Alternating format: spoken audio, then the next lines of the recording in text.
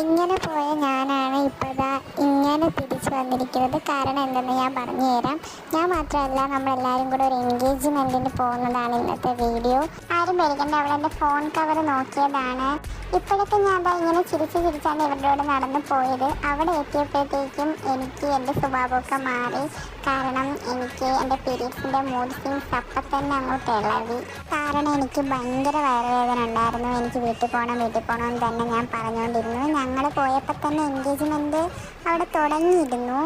Ring അങ്ങോട്ട് exchange ചെയ്തതും എല്ലാവരും കൂടെ എണീച്ച് ഫുഡ് കഴിക്കാൻ വേണ്ടി പോയി.